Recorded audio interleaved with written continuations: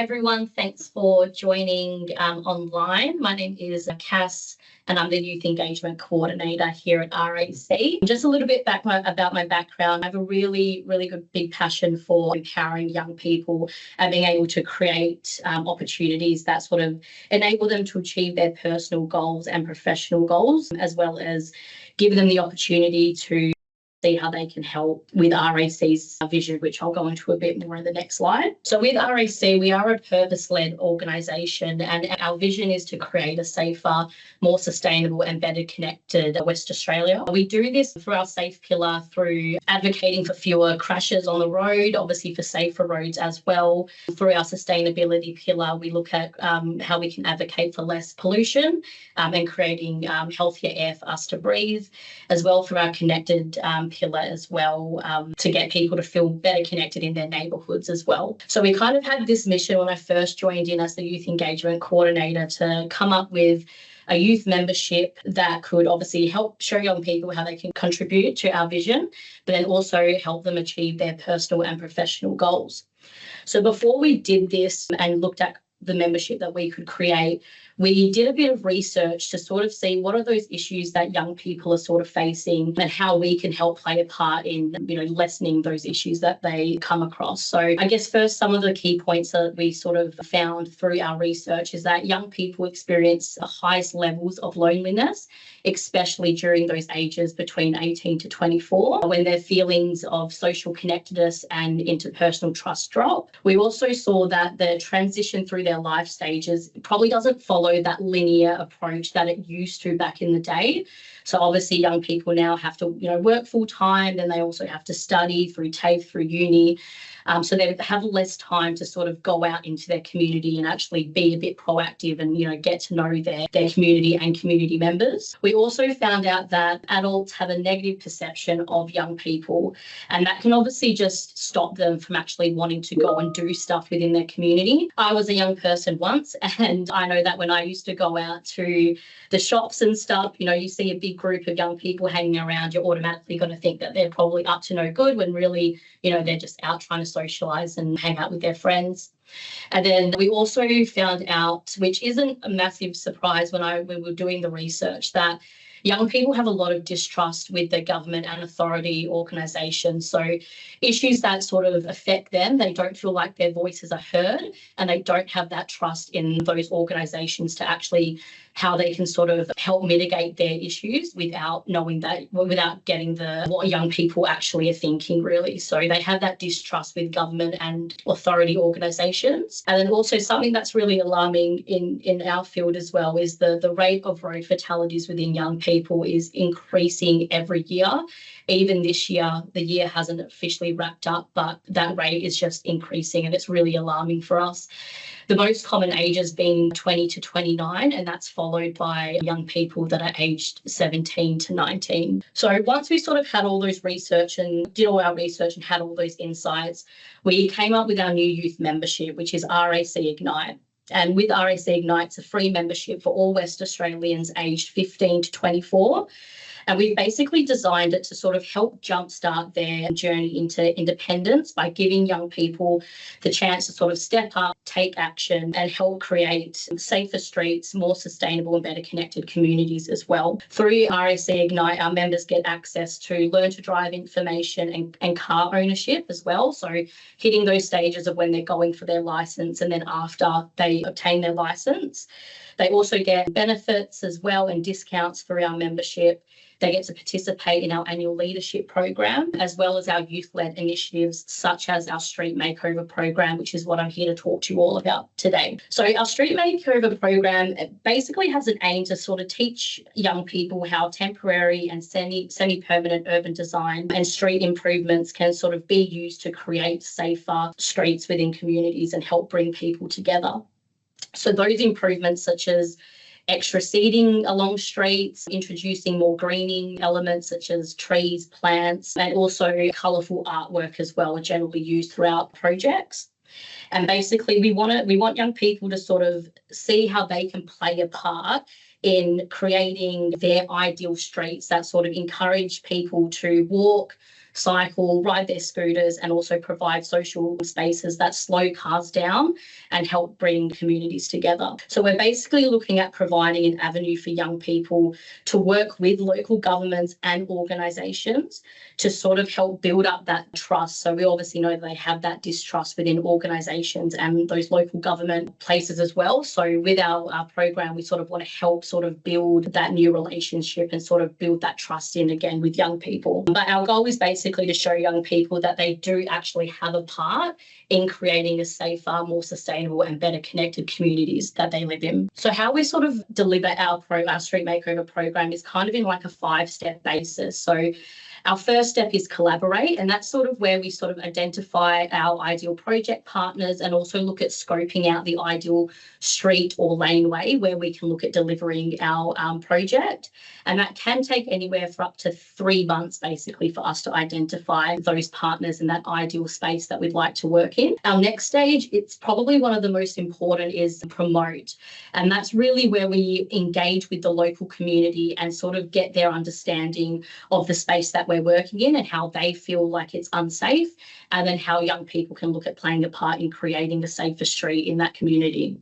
And we normally do that through a big information session. So depending on the local government that we're working in, we go out to their community, we host a big info session, we invite all community members and young people to come and learn about the project before it actually kicks off. Once we do that, we take them through a co-design session.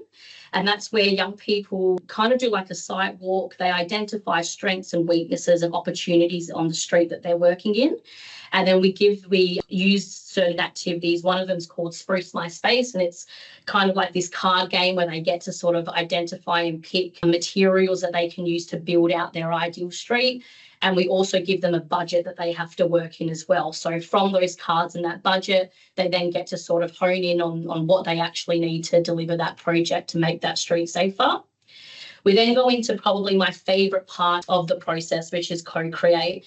And really that's just jumping on the tools, grabbing your paintbrush with the young people and actually building out that street within their community. We then go into activating the street, and that's generally where we look to close down the street, and then we do like a big launch event. The young people get recognised, we get them certificates for participating in their project, but we really want to invite the community out to that street and show them exactly what the young people have actually achieved through the project. Now, we have delivered 4 of these pilot projects, and I'm just going to touch on one of them now and then play you a little video that sort of speaks to that project. But one of them that we did was the Wellard's 7-day makeover. Now, this one was really fun. I had a super great time working with the Kwinana Youth Advisory Council to deliver this project, and we did this in partnership with obviously the City of Kwinana and also Dave Enwich as well. So the City of Kwinana was doing a 7-day makeover along one of their streets in their community, and a part of that project we contributed for the Kwinana Youth Advisory Council to have 3 specific spaces that they created within this project. And it was super fun. So we obviously ideated with them. We walked along the street, got them to really think about those strengths, those weaknesses, and they sort of identified a couple of safety issues along that street. So a bit of, car speeding along the street. There was illegal parking sort of going along the street as well.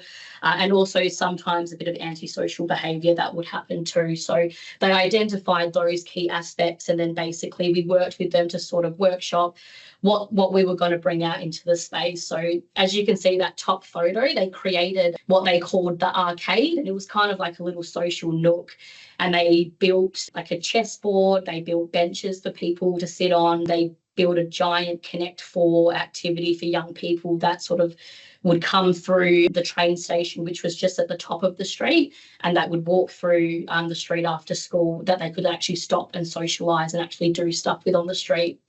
Now, that project went on to win an award at the Planning Institute of Australia for the stakeholder engagement. So the City of Kwinana really worked with all the local businesses along that street to actually make this be a big successful project, and that's where our team realise the benefit of actually working with local governments that have an active youth advisory council, because you already have those young people that want to go out into their community and actually do something that's good, and that obviously creates better spaces for everyone to come and socialise in. And I'm just going to play you guys one of our case study video for the project.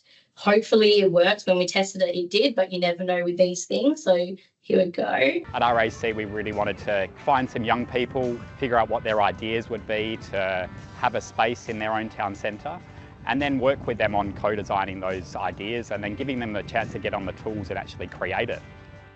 Getting young people involved from the start and actually listening to their ideas and taking their ideas on board is really important to have projects like this succeed within communities. We have lots of young people that come through this street every day, so designing it for us was really important. It feels like I'm doing my part for the community, and yeah, it just makes me feel a lot better. Most of our kayak young people, like Kwinana Youth Advisory young people and community members came together for 2 days for idea generation and then project planning. You guys want to paint it? Yeah. So you'd almost have like, there's like, what, 2 poles holding up that roof? For the triangle ones, there's like 2, and then for this one, there's like 3. Yeah. To actually have spaces within the bigger space, which the young people have created, is vitally important in having them actually feel like they own the space as much as anybody else. I've got Richard here. He's here to answer any building questions we have. Wishing well. Yeah. And then the idea would be like, on the well, they would have like a little area that they could sort of like pull out where they would get the coins and then... Okay. And then on the start of the 3rd day, tools out, let's start making it happen.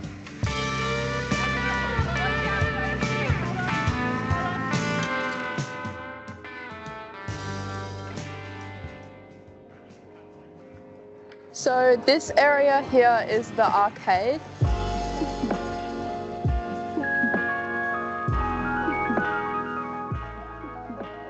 Having areas such as the arcade for the young people when they finish school to come through and actually stop, socialise, connect. We've spray painted all across this path here the name of the place to kind of start entering people into the area. What I love most about the project is actually working with the youth. They're so grateful to be involved, and yeah, their enthusiasm is fantastic.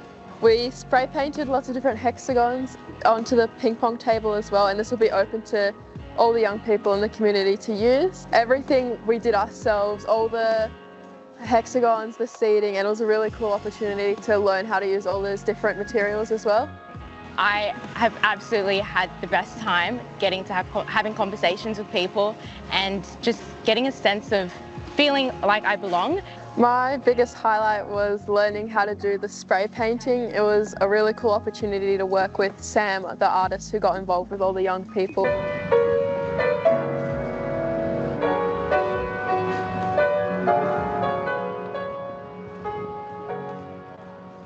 We're going to go for a walk and look at each of the projects. We're going to thank the project teams that worked on that project. RAC, they donated to the makeover budget, so a big round of applause for them. Not only that, they followed it up by sending teams of people down here during the week to help with the makeover, and that was just an absolute rescue job for us. This zone that you're seeing here, and another one up the far end of the street, was created by the young people, was part of the youth element of this project. This used to be just a thoroughfare, now it's the youth arcade.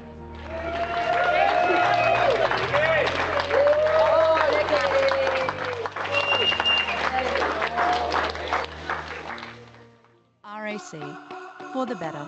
I love watching those videos because it always takes me back to the fun times, but I cringe so much when I hear my own voice on that. So yeah.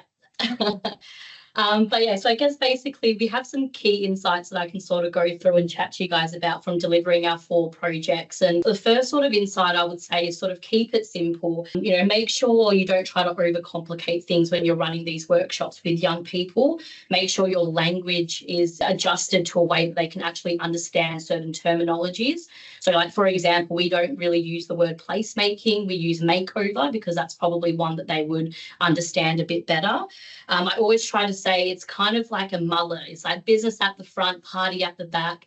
That business at the front is always, you know you're going in there with your objectives of what you need to achieve and what you need to get out of the workshop. But then that fun, the party at the back is always, try to keep it fun, try to keep it engaging, because if it's just going to be like another sort of school type of workshop, they're probably not going to come back, because we know they go to school 5 days a week. And yeah, I would just say sort of keep it simple and make sure you're keeping it fun for them. Also, engagement methods as well. So we've used a whole array of engagement methods to try to reach young people in the areas that we work in. We've done letterbox drops, we put flyers out, posters up. But one of the most effective methods that I would probably say to use, and it might not be a surprise to many of you, but social media. Young people are obviously all over social media, especially Instagram and TikTok. We don't have a TikTok account yet, but we know that the social media is something that young people are always on, and our most effective way that we've got young people to our workshops is from them seeing our social media ads through Instagram. So I would definitely look at getting you guys to utilize social medias if you're trying to run projects like this or trying to engage young people. And also the project timeline. So when we try to do these projects, we really try to do the workshops like one after the other, potentially within like 1 or 2 weeks, 1 week in between. You want to do that because you want to keep the momentum going as you're delivering the project.